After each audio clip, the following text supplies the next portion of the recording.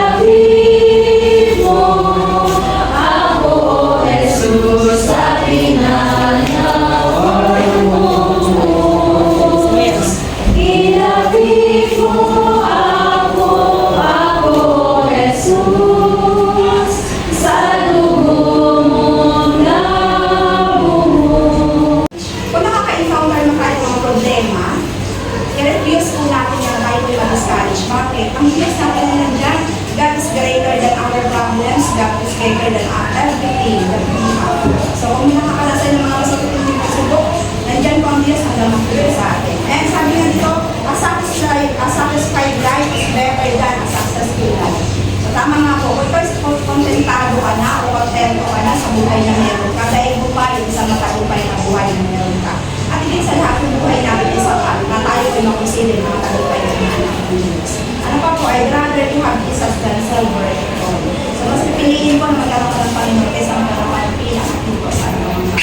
So, yun lang po. At sana po ay ma-inspire kayo. Hindi ko gusto i-update yung sarili ko kung gusto ko patunayan sa inyo. Minsan pa. Dahil Diyos ko ay buhay. Ang Diyos ko ay nagpatubayan sa ating mga anak na rin dapat tayo sa Diyos. So, yun lang po. I praise God and thank you for listening. Thank kay Ma'am sa invitation. Since nandito tayo, actually sapat na yung mensahe na napakinggan natin, tama ba?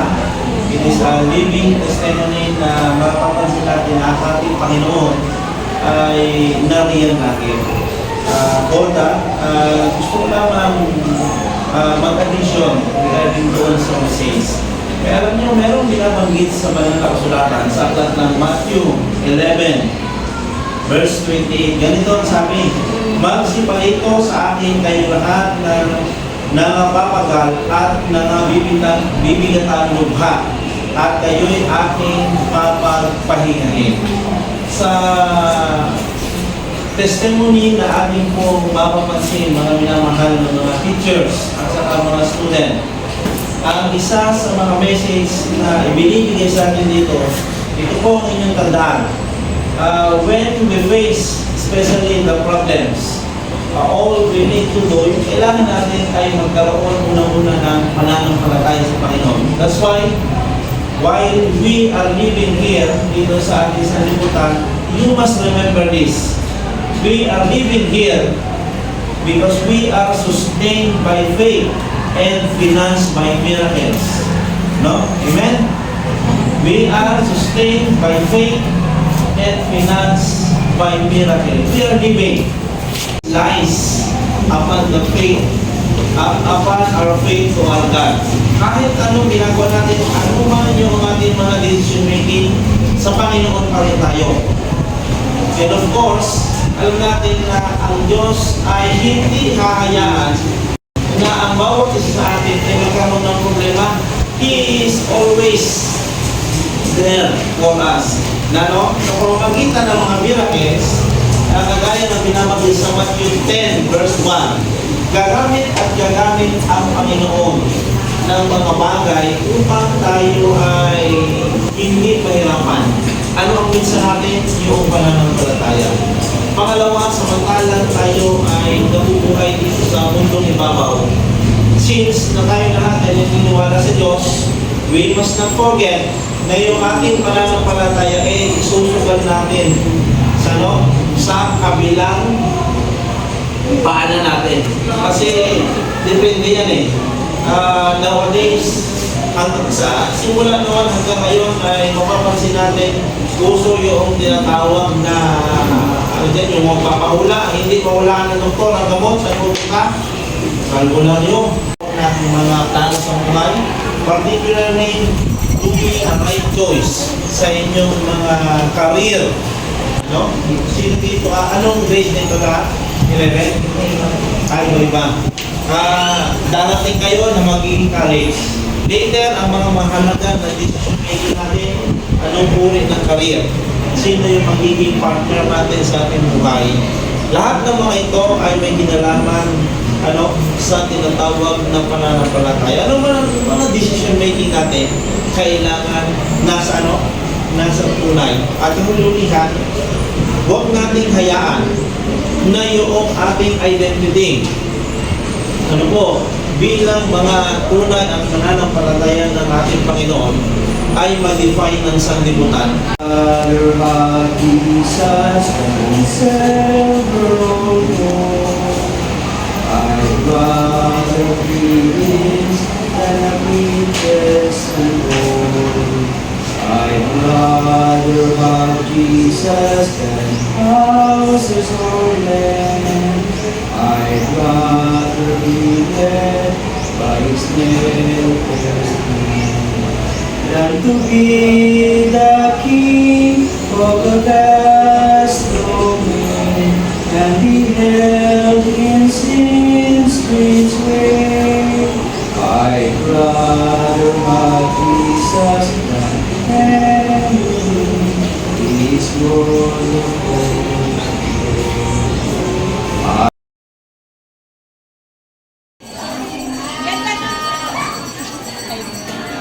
Pinaupo tayo. Yan si Father.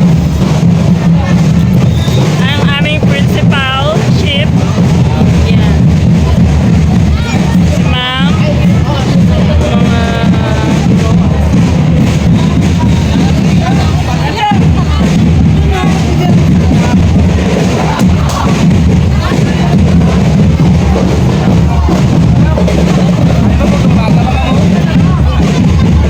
Ito, yung entrepreneur food hub.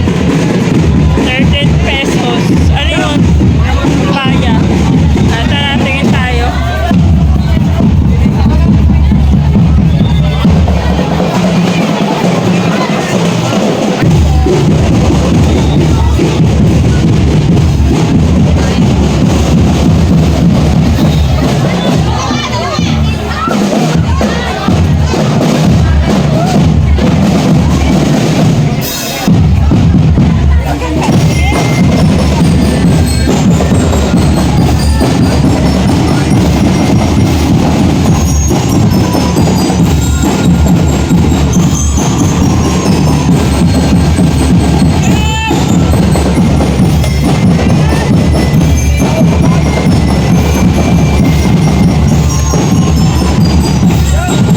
Kailangan ba sila?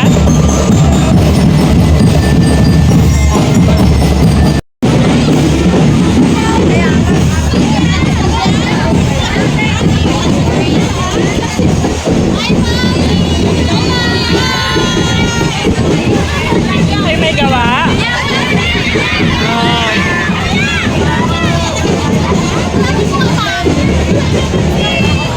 Ganda naman. Binibenta ba to? Maganda yung mga baking. Ate ang madami. Sabi ko, ano yan? Bagoong. Yes. Yung buka. Yung suka and mayo.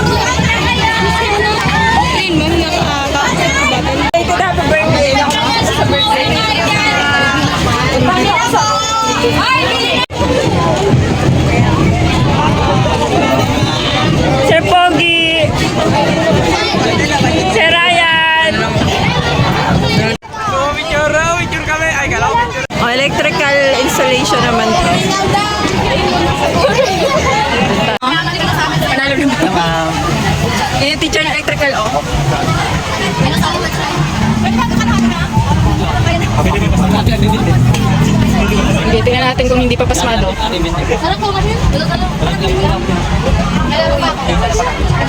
Ang galing, hindi pa pasmado.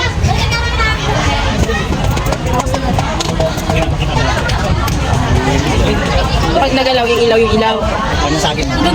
Hindi pa nag-ilaw. Ang galing. Concentration. Ah, ano naman yung, ano dito? Ano naman yung pakulo dito? Bukod sa dalawang gwapo. Ano pakulo dito? Ah, cater lang. May pre-taste ba? Ay, wala pa. Automotive naman tayo. Yan, kung gusto mo, pang tanggal ng ngipin, wala kang pang dentist, yan, gamitin mo. Yan daw yung mga pogi at your service. Pogi daw ba? Sakto lang.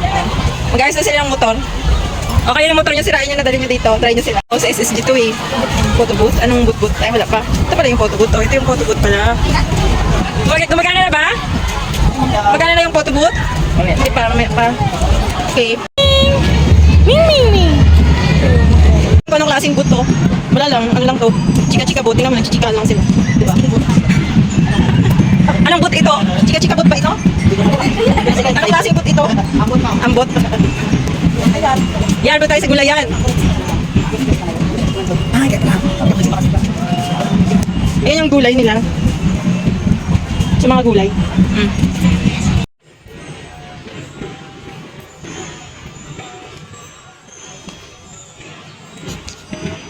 Paul, si Sir Jess, si Father na nag-bless. Yeah. At ang mga teachers. Oh, yan. Kanina pa yan. Mga Boy Scout of the Philippines.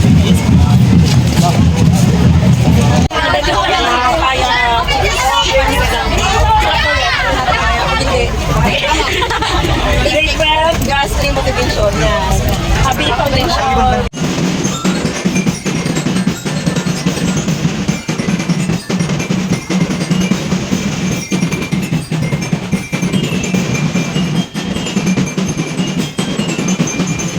Ngayong paaralang ito at may iba't ibang institusyong nagtataguyod sa kapakanan ng aming mga mag-aaral. Patuloy po kami i-bless at awarin sa aming mga pagkakasala at sa pagnabag namin sa inyong kalooban. Turuan po kami maging responsable sa lahat ng aming mga gagawin at sasabihin. Gabayan niyo po kami sa mga kapon nito at ilayo sa anumang uri ng kapakapan. Ito lamang po ang samot hiling sa marami sa pangalan ng aming Panginoon na kapagligtas, Panginoong Jesucristo.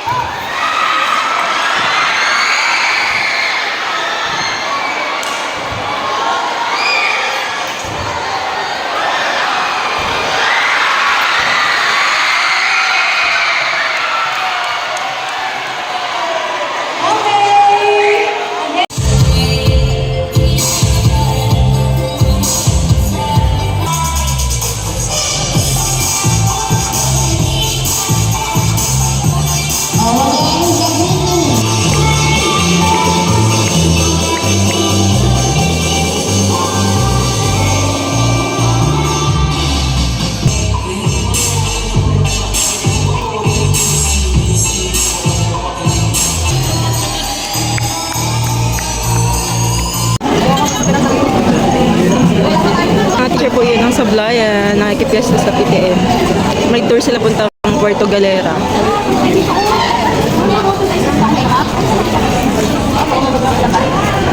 Di ba? Ang saya, piyesta dito sa PTM.